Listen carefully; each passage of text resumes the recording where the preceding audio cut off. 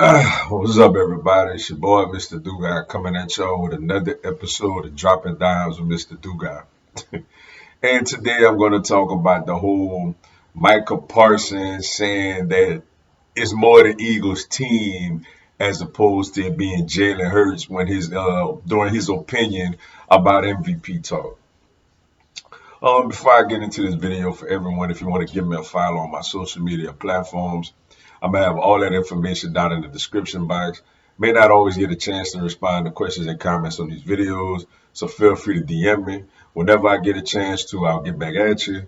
Come holler at your boy. Also, if you're a Madden player on Xbox One, I have my Xbox One gamer tag down in the description box also. Yeah, man. To all you Cowboy fans, I want to let y'all know something sincerely from the bottom of my heart. I don't like y'all. I can't stand y'all.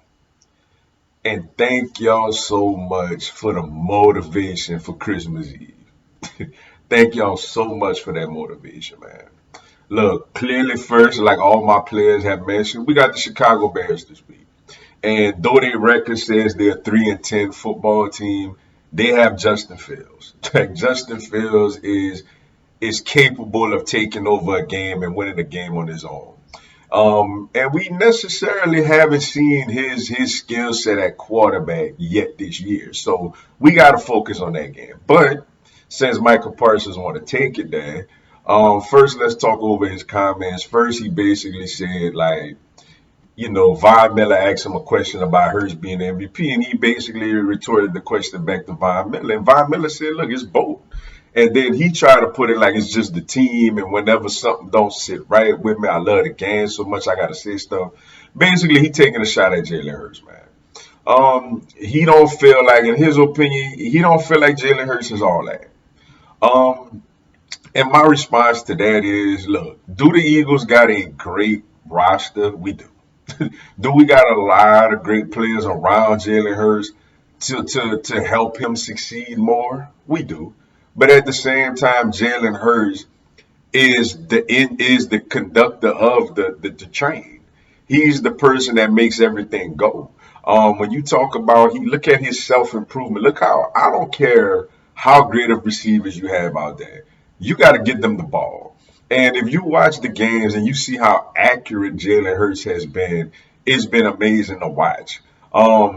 It's not like he's throwing to completely wide open wide receivers. He's putting the ball where the ball needs to be put. Then when you combine that with the fact that he can run, like he's one of the better running quarterbacks in the league, probably one of the better running quarterbacks we've seen. And so when you add that element, a skill set, as well as his ability to throw the football now, I mean, he's the guy that's running the whole thing. And you see the problem I have with this from Michael Parsons' standpoint. Michael Parsons, look, is an amazing player. He's a big time player. Like he's on a trajectory to end up being a first ballot Hall of Famer. Guy is big time. But the thing with Micah I notice about him is he wants like he don't want to think the game through.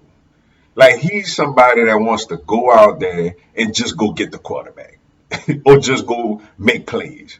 He hates whenever somebody makes him have to think about stuff. Like prime example, when they lost to the Tampa Bay Buccaneers week 1, it was a play where Leonard Fournette chipped him, which I've seen running backs do that to edge rushers since I can remember watching football.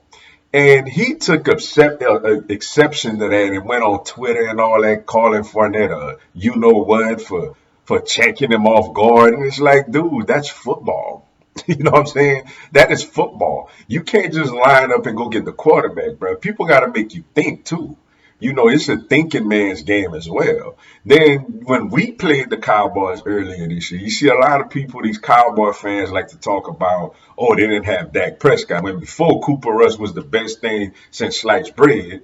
But what they fail to realize is we moved the ball on the defense. We put up 26 points and moved the ball up and down the field. And one of the things was Michael Parsons was completely neutralized. We didn't even block him. Like put him in a position to where we were reading off of him. Okay, do you go get the quarterback? Do you get the running back? You got wide receivers running right past you to go catch passes in the flats. We made him think, and you could see he got frustrated with that.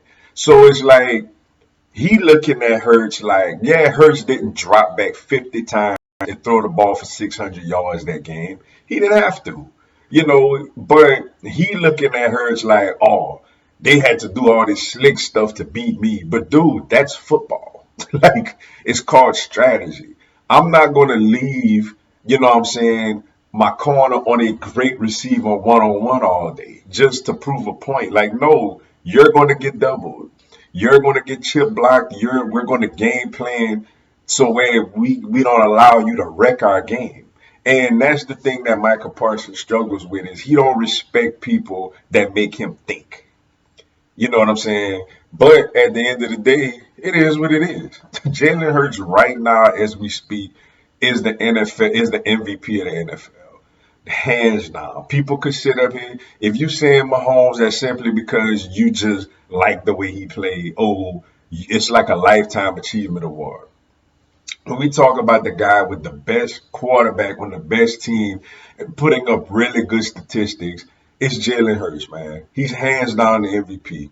And for us, let's get through the Chicago Bears. It's not going to be easy. Like I said, I got a lot of respect for Justin Fields. I feel like Chicago need to do like what we did with Hurts and give him weapons and see him take off.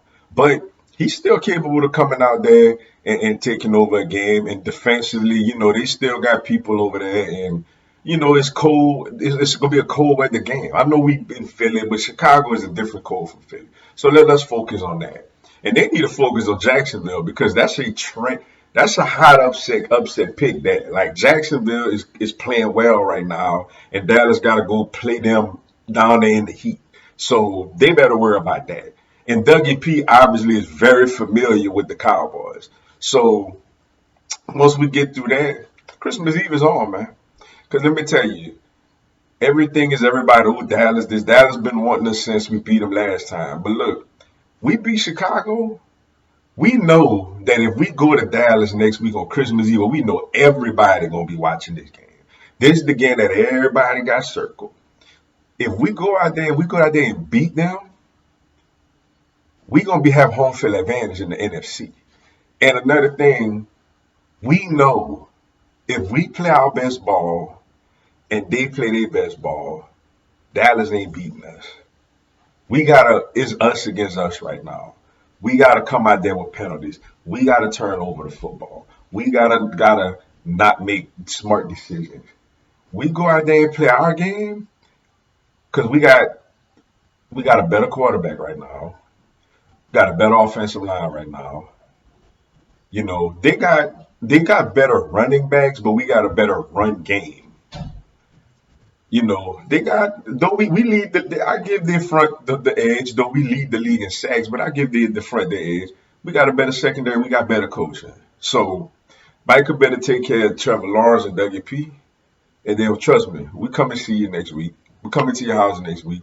And let's see if you keep that same energy after the game next week about Jalen Hurts. But with that being said, y'all, that's all I got for y'all today. Appreciate y'all checking out the video. Hit the like button for your boy. Give me a subscribe. I have Philadelphia Eagles, NFL, and content on my other teams throughout the year. Y'all have a blessed one. Fly, Eagles, fly.